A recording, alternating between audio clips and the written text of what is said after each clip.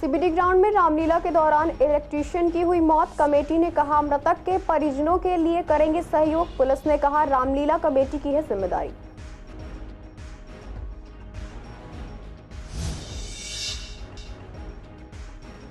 पूर्वी दिल्ली में राम का रोल करते हुए कलाकार का हुआ था निधन। 1 करोड़ की आर्थिक मदद के लिए सीएम आतिशी को लिखा पत्र।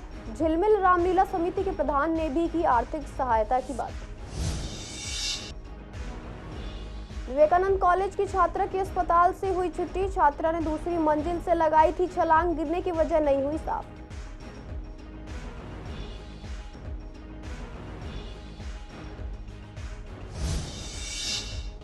पूर्वी दिल्ली की रामलीला में हुआ राम वनवास और दशरथ मरण का मंचन। बालाजी रामलीला में ड्रोन की मदद से किया गया सीता हरण का मंचन। रामलीलाओं को देखने के लिए काफी संख्या में पहुंच रहे हैं लोग।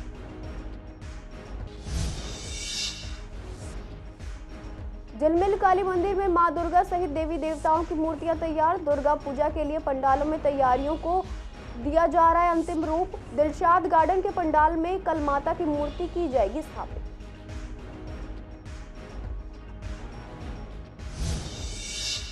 नमस्कार, आप देख रहे हैं सीसीएन लाइव। मैं हूं आपके साथ शिवानी तिवारी। स्वागत है आपका हमारे खास कार्यक्रम पूर्वी दिल्ली खास में। बुलेटिन की शुरुआत करते हैं कुछ खास खबरों के साथ।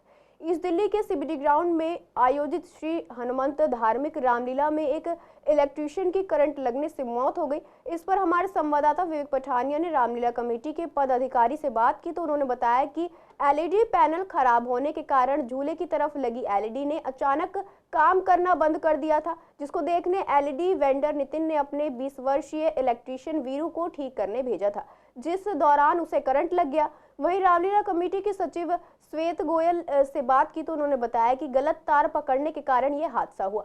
समिति के चेयरमैन नीलकमल गुप्ता ने जानकारी देते हुए बताया कि सोमवार की लीला में दिवंगत आत्मा के लिए मौन व्रत रखा गया। रामलीला कमेटी के प्रधान मनीष बंसल ने कहा कि इस दुखद घड़ी में हम वीरू के परिवार के साथ हैं और सभी संभव सहयोग समिति की ओर से किया जाएगा। मृतक वीरू अपने माता पिता के निधन के बाद मंडोली शहादरा में अपने मामा के साथ रहता था। मामी हाउसवाइफ है और मामा दुकान पर काम करते हैं। इस बीच पुलिस ने स्पष्ट किया है कि अगर किसी रामलीला आयोजन के दौरान कोई हादसा होता है तो फिर रामलीला कमेटी को ही उसका जिम्मेदार माना जाएगा, लेकिन इस मामले में पुलिस ने एलईडी के वेंडर के खिलाफ लापरवाही का मामला दर्ज किया है। देखिए, जैसे कि अभी आपको बताया, ये सच में एक दुखद दुर्घटना है और हमारी रामलीला कमेटी की संवेदनाएं दिवंगत आत्मा के साथ और उसके परिवार के साथ हमेशा रहेगी। अब बात रही कि कमेटी का प्रयास है, पूरी तरह से कमेटी उसके परिवार के साथ खड़ी है और आज हमने प्रभु श्री राम से प्रार्थना करेंगे कि उसकी आत्मा को, दिवंगत आत्मा को गति प्रदान हो और कुछ 2 मिनट का शोक आज शाम को रखेंगे। देखिए, श्री हनुमान धार्मिक रामलीला कमेटी में कल एक दुखद घटना हुई है। हमारे जो एलईडी के वेंडर हैं उनकी टीम का एक व्यक्ति कुछ एलईडी रिपेयर कर रहा था और जो कि सूचना मिली थी हमें कि उसने कोई गलत तार पकड़ लिया जिसकी वजह से उसको करंट लग गया। उसको तुरंत अस्पताल ले जाया गया। हमारी टीम ने भरपूर प्रयास किया, पुलिस का भी काफ़ी सहयोग रहा हमें, पर हॉस्पिटल में डॉक्टरों ने उसको रात को मृत घोषित कर दिया। देखिए, समिति जो जाना था जिसको वो जा चुका है। इससे बड़ा दुख कुछ नहीं हो सकता और बहुत खेद है पूरी समिति को। कल रात को भी मतलब जैसे ही ये घटना की सुनने में आई तो समिति बस यही है, शोक प्रकट कर सकती है समिति और इससे ज़्यादा क्या दिला सकते। उसके परिवार के साथ हम खड़े हैं हमेशा। जो गया उसके परिवार को जिस तरीके की मदद होगी वो समिति देगी। प्लस हमने पूरी सब जगह देखा, जैसे कि श्वेत गोयल हमारे सचिव उन्होंने बताया, तो इस तरीके की आगे कोई मिसहैपनिंग ना हो तो इसके लिए समिति चौकन्ना रहेगी। पूर्वी दिल्ली के शहादरा इलाके में झिलमिल कॉलोनी के विश्वकर्मा कॉलोनी में जय श्री राम लीला कमेटी की रामलीला मंचन में शनिवार को भगवान राम का किरदार निभा रहे सुशील कौशिक शख्स की मंचन के दौरान हार्ट अटैक से मौत हो गई थी। वहीं अब पूर्व मेयर श्याम सुंदर अग्रवाल ने उनके परिवार वालों से मिलने पहुंचे और सीएम आतिशी को 1 करोड़ की धनराशि परिजनों को आर्थिक सहायता के रूप में देने की बात की। वहीं झिलमिल रामलीला समिति के प्रधान ने भी आर्थिक धनराशि की बात की। बहुत ही दुखद घटना है। सुशील कौशिक जी जो जय श्री राम रामलीला कमेटी में भगवान श्री राम का रोल करते थे, समाज को हजारों की संख्या जब वहाँ पे लोग मौजूद थे, उनको भगवान श्री राम का संदेश देते हुए परलोक सिधार गए। और मुझे लगता है परलोक में भी सभी देवी देवता उनका स्वागत कर रहे होंगे, क्योंकि वो भगवान श्री राम का संदेश देते हुए परलोक को सिधार रहे हैं। मेरा कहना है कि ये जो घटना हुई है ये बहुत ही दुखद है। साथ ही साथ मेरा मानना है कि जो भी कलाकार रामलीला में होते हैं इन सबका बीमा होना चाहिए, क्योंकि रामलीला में कोई भी रोल किया जाए तो कई बार चिल्लाना पड़ता है। भगवान श्री राम का तो बड़ा आदर्श है, वो कभी नहीं चिल्लाते, लेकिन चाहे रावण का रोल हो, हनुमान जी का हो, कोई भी रोल हो तो चिल्लाना पड़ता है। कई बार हृदय गति में फ़र्क पड़ता है। तो जितनी भी रामलीला कमेटियाँ हैं, मैं सबसे ही निवेदन करना चाहूँगा, जो 12 दिन की रामलीला होती हैं उसके अंदर सभी का इंश्योरेंस हो, कोई ज़्यादा खर्चा नहीं आता, उनका भी इंश्योरेंस हो, दर्शकों का भी इंश्योरेंस हो। दिल्ली सरकार की मुख्यमंत्री आतिशी जी से कि वो कोरोना काल में 1-1 करोड़ रुपये देने का वादा करते हैं, अभी कुछ लोगों को दिए गए हैं। इस घटना को भी उसी घटना से जोड़ा जाना चाहिए और सुशील कौशिक जी के परिवार को 1 करोड़ रुपये का सहायता राशि देनी चाहिए। उनका भी परिवार है, उनकी बिटिया है, बेटा है, जिनका भी विवाह नहीं हुआ है। तो जब तक उनको सहायता नहीं मिलेगी तब तक उनका कल्याण नहीं होने वाला। और भगवान श्री राम का संदेश देने वालों को ऐसी राशि मिले, ये मैं उनसे अपील करूंगा। मैं अपने जो हमारे दिल्ली प्रदेश के अध्यक्ष हैं उनसे भी मैं आज ये बात करने वाला हूं कि इस परिवार को हम क्या कर सकते हैं, क्योंकि हम लोग सब भगवान श्री राम को पूजते हैं और जो 12 दिन लगातार ये कार्यक्रम चल रहा है उसके अंदर एक बहुत बड़ा संदेश सभी रामलीला कमेटी के माध्यम से पूरे देश को, पूरे विश्व को जा रहा है। तो जो भी सहायता हो सकेगी मैं अपने प्रदेश के अध्यक्ष वीरेंद्र सचदेव से बात करने वाला हूँ। देखिए, बहुत दुखद घटना है ये, और मैंने भी इसके बारे में कल सुना था मुझे, तो मैं कहा भाई ऐसे धर्म में आत्मा जिनकी है, भगवान में जो लीन हैं, परमात्मा का रोल करते उसी वेशभूषा में जो गए हैं, ऐसी दिव्य आत्मा के लिए मुझे वहाँ ज़रूर शौक के लिए जाना चाहिए। और ये बहुत बड़े हानि है। पिछले काफ़ी समय से, लंबे समय से वो राम का रोल अदा कर रहे थे यहाँ पर, 20-25 सालों से, 30 सालों से। मैं समझता हूँ कि ऐसे विचारधारा के लोग और ऐसे स्टेज पर जब रामलीला का मंचन चल रहा हो और उसी भगवान राम के भव्य रूप में वो स्वर्ग सिधार जाएँ, चले जाएँ, तो मैं तो ये समझता हूँ कि वैसे तो ये परमात्मा के चरणों में जाना सभी को है, आगे पीछे सभी जाने, जो संसार में आया सबको जाना है, लेकिन ऐसे स्टेज पर जो, ऐसे मौके पर जो आदमी जाते हैं वो एक तरह से इतिहास उनका बनता है। सुशील जी बहुत अच्छे नेक इंसान थे, धार्मिक विचारधारा के थे और पूरी तरह से भगवान राम में लीन थे। वो इसी तरह उन्होंने राम का रोल भी अपने लिए विशेष तौर पर उन्होंने चुना था। सर, मैं 48 साल हो गए लीला करते हुए और मैं बचपन से इस लीला के साथ जुड़ा हुआ हूँ। सुशील कौशिक जी हमारे यहाँ राम का रोल करते थे और मैं खुद दशरथ का रोल करता हूँ। आप यकीन नहीं मानेंगे, 30 साल हो गए उनको रोल करते हुए। यानी कि वो 10 दिन के लिए रोल करते थे, वो राम के पात्र में पूरे 12 महीने डूबे रहते थे। उनको सुशील कौशिक के नाम से यहाँ कोई नहीं जानता था, सब उनको राम जी राम जी राम जी कहते थे। ऐसा इंसान, ऐसा मिलनसार इंसान मैंने अपनी लाइफ में नहीं देखा। और वो जब वो पात्र निभाते थे, पूरा ज़मीन पे सोना, फास्ट रखना, कभी आज तो वो किसी ऊंची आवाज़ में भी नहीं बोले हैं। तो हम तो जब तक हमारी लाइफ रहेगी हम उनको मिस करते रहेंगे और उनकी याद हमारे दिलों में हमेशा बसी रहेगी। और अभी जो उन्होंने कहा है, हम भी अपनी कमेटी की तरफ से जितना हो सकेगा हम इस परिवार के लिए करेंगे। हमने कमेटी में करी और 13वें के बाद हम जो भी होगा बैठ के डिसाइड करेंगे। तो हम सारी रामलीला कमेटी के जो मेंबर है, कलाकार है, जो हमसे बन पड़ेगा हम इस परिवार के लिए पक्का करेंगे। पूर्वी दिल्ली के विवेकानंद महिला कॉलेज की दूसरी मंजिल से 19 साल की स्टूडेंट ने छलांग लगाई थी। उसे जख्मी हालत में हेडगवार अस्पताल में भर्ती कराया गया। हालत गंभीर होने पर जीटीबी अस्पताल रेफर किया गया था। लड़की के बाएं हाथ और बाएं पैर में चोट आई थी।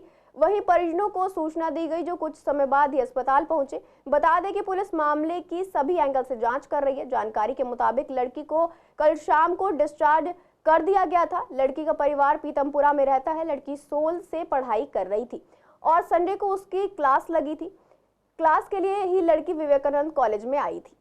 पूर्वी दिल्ली में नवरात्रि के मौके पर सीबीडी और डीडीए ग्राउंड पर हो रही रामलीला में 5वें दिन सोमवार को भव्य रामलीला बालाजी और श्री बालाजी रामलीला में दशरथ मरण और भरत मिलाप का मंचन किया गया। इस दौरान काफी संख्या में लोग लीला देखने पहुंचे। वहीं बालाजी रामलीला समिति के महामंत्री अनिल गोयल ने बताया कि केकई और मंथरा के बाद दशरथ और केकई प्रसंग हुआ। इसके बाद राम वनवास और दशरथ मरण का मंचन हुआ। वहीं आपको बता दें कि श्री बालाजी रामलीला के प्रधान ने बताया कि सीता हरण का मंचन ड्रोन की मदद से किया गया। जो रावण के पुतले, कुंभकर्ण मेघनाथ के पुतले हैं, ये हमने 70, 75 और 80 फीट के डिसाइड करे हैं जो हमारी रामलीला के ग्राउंड में लगेंगे। इनकी किस तरीके की व्यवस्था होगी बात करें तो? अभी हमने ताड़का का पुतला जलाया था, उसके लिए एक विशेष जगह हमने बनाई है। उसी में हम ये तीनों पुतलों का दहन करने का हमारा पूरा तैयार किया। वो तो एट प्रेजेंट जिस समय सरकार का जो भी नोटिफिकेशन उस दौरान होगा हम उसका पालन करेंगे। अगर क्रैकर्स के लिए अगर मना हो जाती है तो इसको लेकर आप कैसे करेंगे? फिर हमारा कुछ ऑप्शन होता है कि जैसे पीछे साउंड इफेक्ट के साथ में कुछ कोल्ड अनार वगैरह का यूज किया था, उस तरह से भी हम करने का प्रोग्राम कर सकते हैं। तो आज एक तो केकई मथुरा प्रसंग है हमारा, और केकई दशरथ प्रसंग है, और राम वनवास होगा, और दशरथ मरण का आज मंचन होगा रामलीला के अंदर। और रोज़ की भांति आज भी बहुत ही अच्छा मंचन होगा। और मैं बार बार ये कहते ही आ रहा हूँ कि बालाजी रामलीला का जो मंचन होता है वो दिल्ली के अंदर सबसे नंबर 1 में माना जाता है। यहाँ हमारे जितने भी राम भक्त आते हैं पूरी शांति से, और बड़े हमें भी ताज्जुब होता है, लगातार 3 घंटे बैठ के वो बिना हिले रामलीला का आनंद लेते हैं। हमारी रामलीला में हमारे जनक बाज़ार में व्रत का खाना पूरी तरह से उपलब्ध है। हम चाहते हैं जो हमारे कोई भी दर्शक आता है रामलीला देखने के लिए, उसे किसी प्रकार की भी समस्या का सामना करना ना पड़े। खास तो इसमें देखो जैसे नॉर्मल होती है, क्योंकि जो इस 1-2 दिन की जो लीला होती है सेम चलती है, इसमें कोई खास करने का होता नहीं है। तो जो नॉर्मल चीज़ दिखाई जाती है वही दिखाई जाएगी। नहीं, इसमें मंचन में कुछ ऐसा है नहीं। देखो जो दशरथ मृत्यु है उसमें तो कुछ अलग कुछ कर ही नहीं सकते। जो मृत्यु है तो मृत्यु के हिसाब से ही होगी ना जी। और जो भरत मिलाप है वो भरत मिलाप में थोड़ा सा एक आध सॉन्ग वगैरह डालेंगे, उससे ज़्यादा कुछ नहीं है। देखिए, सिक्योरिटी पे हमारा ख़ास तौर से विशेष ध्यान रहता है। सिक्योरिटी में हम लोग मेल फीमेल बाउंसर्स का ज़्यादा से ज़्यादा उपयोग करते हैं, ठीक है, जिससे आने वाली हमारी जो महिलाएं हैं उनको भी कोई असुविधा ना हो। और पार्किंग वगैरह का जैसे जो इशू है जो आप बता रहे थे, उसमें हमने वैले पार्किंग दे रखी है जैसे हमारे प्रधान जी ने बताया है, ठीक है। और बाहर भी हमारे वॉलंटियर्स खड़े रहते हैं गेट के बाहर। अलग अलग एंट्री बना रखी है हमने, जेंट्स की अलग, लेडीज़ की अलग, जिससे जो हमारी महिलाएं हैं, जो हमारे बच्चे, छोटे छोटे बच्चे हैं, उनको कोई असुविधा ना हो एंट्री करने में। और प्रॉपर बैरिकेडिंग है। दुर्गा पूजा की तैयारियां सभी जगह जोरों से चल रही है। मूर्तिकार मां दुर्गा की प्रतिमा को अंतिम रूप देने में व्यस्त हैं और पंडालों में सजावट का काम भी तेजी से हो रहा है। झिलमिल स्थित काली मंदिर में मूर्तिकार मां दुर्गा के साथ साथ भगवान कार्तिकेय, गणेश जी, लक्ष्मी जी और माता सरस्वती की मूर्ति भी तैयार कर चुके हैं। इसी को लेकर हमारी संवाददाता सोनिया शर्मा ने पंडाल के आयोजकों से बात की तो उन्होंने बताया कि सनातन धर्म में नवरात्रि के पहले दिन ही घरों और मंदिरों में मां दुर्गा की स्थापना की जाती है, लेकिन बंगाली समाज में षष्ठी के दिन मां की मूर्ति स्थापित की जाती है। इसके बाद 4 दिन तक पूजा की जाती है और दशमी के दिन मां की मूर्ति का विसर्जन किया जाता है। पंडाल की तैयारी में कमेटी के सदस्य और कारीगर पूरी मेहनत से जुटे हुए हैं। दिलशाद गार्डन स्थित पंडाल में भी कल माता की मूर्ति स्थापित की जाएगी, जहां हमेशा से ही श्रद्धालुओं की भारी भीड़ उमड़ती है। नवरात्र का समय है और ऐसे में माता के 9 दिनों तक माँ के 9 रूपों की अलग अलग दिन उनके जो नाम है उनके से पूजा अर्चना की जाती है। लेकिन बंगाली समाज में अगर बात की जाए तो पंचमी और षष्ठी से जो है इनकी पूजा अर्चना शुरू की जाती है, लेकिन जो मूर्तियां हैं वो पहले से ही बननी शुरू हो जाती है। फिलहाल मैं मौजूद हूँ झिलमिल स्थित काली मंदिर में, जहाँ पर लगातार जो है मूर्तियों को यहाँ पर जो है अंतिम रूप दिया जा रहा है और ये मूर्तियाँ जो हैं अलग अलग जगहों पर जो है जाती हैं। काफ़ी सुंदर और काफ़ी जो है भव्य मूर्ति यहाँ पर माता जी की बनाई गई। आप देख सकते हैं कि जो पूरा दृश्य है यहाँ पे माता जी के रूपों का वहाँ यहाँ पे दिखाया गया है। सरस्वती हैं, दुर्गा हैं, माँ काली हैं यहाँ पे विराजमान, और किस तरीके से जो मूर्तिकार हैं वो मूर्तियों को अंतिम रूप दे रहे हैं। और जो मूर्तियाँ हैं यहाँ से बहुत फेमस ये मूर्तियाँ होती हैं, अलग अलग जगह पे जाती हैं। साथ ही ये जो मूर्तिकार हैं काफ़ी लंबे समय तक इनकी मूर्तियों के जो बनाने का काम करना शुरू कर देते हैं। अलग अलग रंग यहाँ पर मौजूद हैं और आपको दिखाना चाहूँगी कि यहाँ पर जो आप देख सकते हैं कितना सुंदर दृश्य है, उसको भी अंतिम रूप यहाँ पर दिया जा रहा है। किस तरीके से यहाँ पर जो है मूर्तियाँ बनाई जा रही हैं और लगातार इन मूर्तियों को आगे भेजा जाता है। यहाँ पे कुछ लोग मौजूद शायद मूर्तियाँ खरीदने आए, थोड़ा सा बताइएगा किस तरीके की मूर्ति यहाँ पर मिलती हैं और कैसा आपने मतलब खरीदारी करने के लिए आप आए हैं, क्या कहना चाहेंगे? हम लोग ऑलरेडी ऑर्डर दे के रखे थे, आज खाली पिकअप करने के लिए आए हैं मूर्ति। तो पंडाल वगैरह में लगानी है आपको? यहाँ हाँ, ये शिप्रा रिवेरा सोसाइटी में ये दुर्गा पूजा हो रहा है। ये 26 ईयर्स ये साल जो पूजा हो रहा है। तो सबसे ज़्यादा आप लोग यहीं से करते, कुछ खास होता है यहाँ की मूर्तियों में? ये बंगाली टाइप मूर्ति होता है, प्योर बंगाली टाइप। मूर्ति जो बनाते हैं वो इको फ्रेंडली बनाते हैं, सो दैट क्या है कि इसको जो है एक ही जगह पे हम लोग पूरा विसर्जन करते हैं, जिससे वो पूरा घुल जाए और ज़्यादा वेस्टेज मतलब इधर उधर ना हो, तो उस चीज़ को भी हम लोग ध्यान ज़्यादा रखते हैं। क्या खास होता है यहाँ की मूर्ति? हम देख रहे हैं काफ़ी सुंदर। यहाँ की मूर्ति एक्चुअली जो है वो बंगाल का जो एक कंसेप्ट जो हमारा जो है उस कल्चर जो है, और एक वहाँ की जो मूर्ति की जो कंसेप्ट है उसको लेकर के हम लोग चलते हैं। और साथ साथ क्या होता है कि हम लोग जो दुर्गा पूजा से षष्ठी से शुरू करते हैं, most of the Durga Puja जो पंडाल होते हैं वहाँ पे हम लोग प्राण प्रतिष्ठा करते हैं। जो आप लोग जो वो लगाते हैं ना, आप लोग जो घट लगाते हैं जो, तो आप लोग तो जो नवरात्र से वो घट लगाना चालू करते हैं, बट बंगाल में क्या होता है षष्ठी से समझ लीजिए कि वो पूजा शुरू होती है और उस समय हम लोग उस घट के अंदर प्राण प्रतिष्ठा करते हैं। देखिए अलग डिश है ना, ये बंगाल से ही आते बनाने के लिए यहाँ पर, तो जो हम लोग बंगाली ट्रेडिशंस है ना, तो हम इसी जगह प्लेस को चूज़ करते हैं ताकि हमारा जो कंसेप्ट है, हम जो चाहते हैं ताकि वो दे पाए वो, तो इसीलिए हम इस जगह 2-3 जगह ऐसा और है, लेकिन हमको ये हम ज़्यादा चूज़ करते हैं। शिप्रा रिवेरा इंदिरापुरम से। ये कम से कम हम लोग 26 ईयर्स हो रहे हैं यहाँ, 20 साल से ले रहे हैं हम लोग यहाँ से। ये षष्ठी से यहाँ पूजा शुरू होती है। षष्ठी वाले दिन यहाँ बेल वृक्ष के नीचे पूजा शुरू होती है। फिर सप्तमी से माता की पूजा होती है, जो कि चक्षुदान, नेत्रदान जिसे कहते हैं, नेत्रदान से शुरू होके सप्तमी, अष्टमी, नवमी पूजी जाती हैं। फिर 10वीं वाले दिन विसर्जन होता है। इस बार तिथियों का हेरफेर होने की वजह से अष्टमी और नवमी एक दिन पड़ रही है, लेकिन सारे बंगाली समाज इसको जो है 3 दिन ही मना रहे हैं, क्योंकि ये साल में एक बार आता है। तो इसको आप देखेंगे तो अगर आप दशहरे की बात करेंगे तो नवमी भी जिस दिन है उसी दिन ही दशहरा है, 12 तारीख को। तो हम नवमी पूरी कर रहे हैं उस दिन, और 10वीं जो है विसर्जन जो है हमारी प्रेमिसेस में ही होती है, वो हमारी 13 तारीख को है। यहाँ पे जो है काफ़ी सारे यहाँ पर जो है खरीदने के लिए आए हैं मूर्तियों को। उनका भी कहना है कि जो मूर्तियों में खास बात है कि बंगाल समाज का जो कल्चर है वो यहाँ पे प्रेजेंट किया जाता है, खास तौर पे लोग इसीलिए यहाँ पे मूर्तियाँ खरीदने के लिए आते हैं। कैमरा पर्सन नवीन कुमार के साथ सोनिया शर्मा, CCL। बीजेपी की ओर से चलाए जा रहे सदस्यता अभियान को तेज करने के लिए सोमवार को कृष्णनगर में 50 से ज्यादा ऑटो रिक्शा के द्वारा मेगा ड्राइव चलाया गया। मेगा ड्राइव में दिल्ली प्रदेश बीजेपी अध्यक्ष वीरेंद्र सचदेवा के साथ जिला अध्यक्ष संजय गोयल मौजूद रहे। कृष्णनगर के विधानसभा प्रभारी डॉक्टर अनिल गोयल ने इसकी अध्यक्षता की। इसको लेकर प्रदेश अध्यक्ष वीरेंद्र सचदेवा ने बताया कि मोदी जी के शुरू किए गए इस सदस्यता अभियान को बीजेपी के कार्यकर्ता एक त्योहार की तरह मना रहे हैं।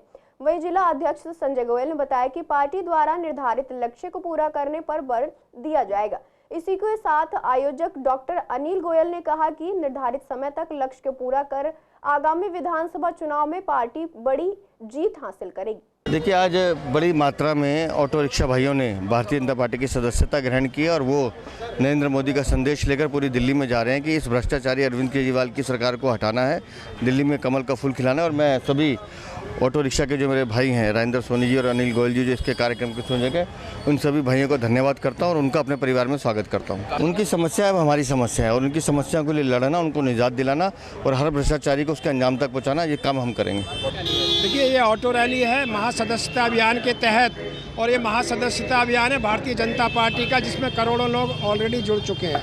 आज ऑटो यूनियन जितनी भी दिल्ली की हैं, पूर्वी दिल्ली की हैं, जो दिल्ली की हैं, पूर्वी दिल्ली की हैं, वो सारा भारतीय जनता पार्टी को सपोर्ट देने के लिए यहाँ आई हैं। और उन पर सब पर हमारे प्रदेश अध्यक्ष वीरेंद्र सचदेवा जी यहाँ रहेंगे, हमारे हर्ष मल्होत्रा जी का इसमें आशीर्वाद है। और इसके बाद ये सारे लोग हमने मेंबर बनाए, इनके माध्यम से हम हजारों लोग दिल्ली में भारतीय जनता पार्टी के। सब्जी मंडियों में इन दिनों टमाटर के भाव आसमान छू रहे हैं, जिससे दुकानदार से लेकर आम आदमी तक परेशान है। सब्जी मंडी में टमाटर की सप्लाई कम होने से टमाटर के दाम बढ़ रहे हैं। शहादरा मंडी की बात करें तो यहाँ भी टमाटर 100 रुपए किलो मिल रहा है, जबकि और दुकानों पर टमाटर 120 रुपए किलो तक मिल रहा है। इसी को लेकर दुकानदारों ने बताया कि मंडियों में टमाटर की सप्लाई बहुत ही कम हो रही है।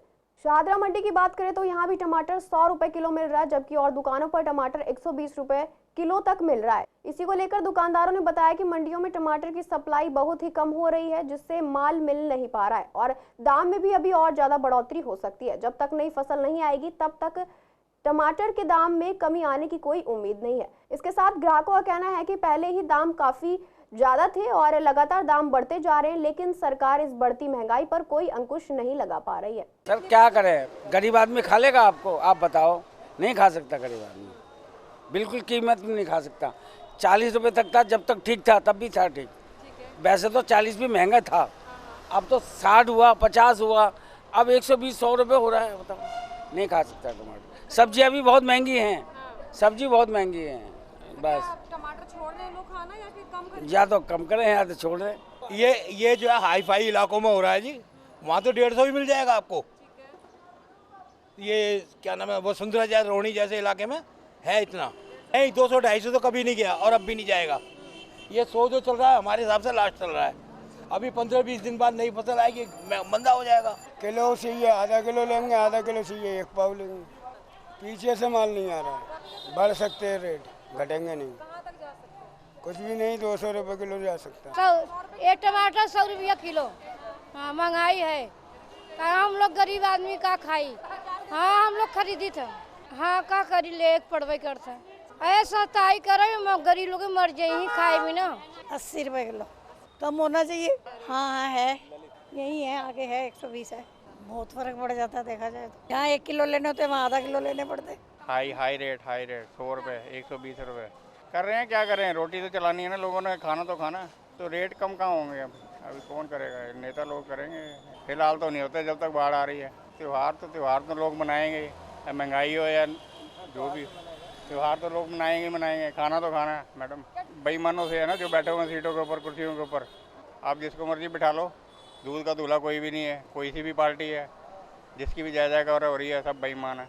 दिल्ली सरकार के अस्पतालों में स्वास्थ्य देखभाल पेशेवरों की सुरक्षा का जिम्मा पूर्व सैनिकों को सौंपा जाएगा। इस संबंध में चिकित्सा निदेशकों और चिकित्सा अधीक्षकों को निर्देश जारी किए गए हैं। केंद्रीय औद्योगिक सुरक्षा बल के माध्यम से डॉक्टरों को सुरक्षा प्रदान करने के प्रस्ताव की भी समीक्षा की गई है। इस पर जब हमने जीटीबी अस्पताल के नर्सिंग सेक्रेटरी जितेंद्र पांडे से बात की तो उन्होंने कहा कि यह अच्छा फैसला है। अस्पतालों में डॉक्टरों की सुरक्षा हमेशा चिंता का विषय रही है। यदि यह लागू होता है तो डॉक्टरों को राहत जरूर मिलेगी। इस योजना के तहत जीटीबी अस्पताल, जगप्रवेश चंद अस्पताल और इंदिरा गांधी अस्पताल समेत अन्य संस्थानों को निर्देशित किया गया है कि वे निजी सुरक्षा कर्मियों के रूप में पूर्व सैनिकों को प्राथमिकता दें। देखिए, आजकल जिस तरह से हम देख रहे हैं कि पूरे देश के अंदर और खासकर दिल्ली के अंदर ऐसा माहौल बन रहा है जिसके अंदर लोग जो है वो डॉक्टर के अगेंस्ट जो है वो अग्रेसिव हो जाते हैं, उनको चोट पहुंचाते हैं, उनसे मार पिटाई भी हो जाती है। और कुछ स्थिति में तो हमने ये देखा, अभी कुछ दिन पहले एक डॉक्टर को जो गोली मार के हत्या कर दी गई थी।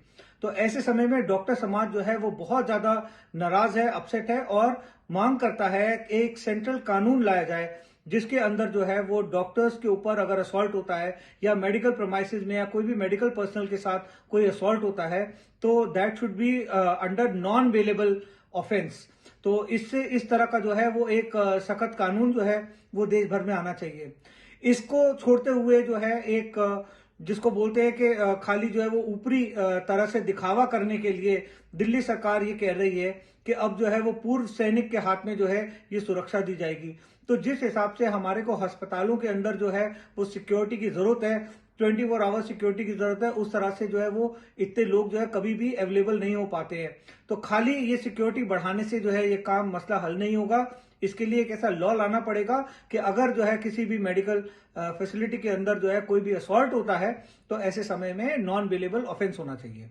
गाजीपुर पुलिस चौकी की टीम ने एक चोर को गिरफ्तार किया है। गिरफ्तार आरोपी की पहचान 32 साल के सरताज के रूप में हुई है। आरोपी के पास से एक देसी पिस्टल, 2 जिंदा कारतूस, 2 खाली कारतूस और 2 बड़े चाकू बरामद हुए। बता दें आरोपी बीते दिन मेरठ में एक व्यक्ति को गोली मारकर दिल्ली भाग आया था, जिसे अब पुलिस ने अपनी हिरासत में ले लिया है। मिली जानकारी के मुताबिक team DDA park paper market के पास रविवार शाम को वाहनों की जांच कर रही थी।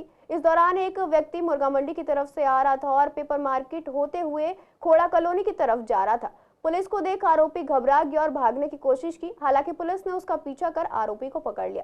फिलहाल पुलिस ने थाना गाजीपुर में मामला दर्ज कर जांच शुरू की है। बता दें सख्ती से पूछताछ करने पर आरोपी सरताज ने बताया कि मैंने आज सुबह इसी देसी पिस्टल से मेरठ की कासमी मस्जिद के इमाम को गोली मारी थी और दिल्ली भाग गया था।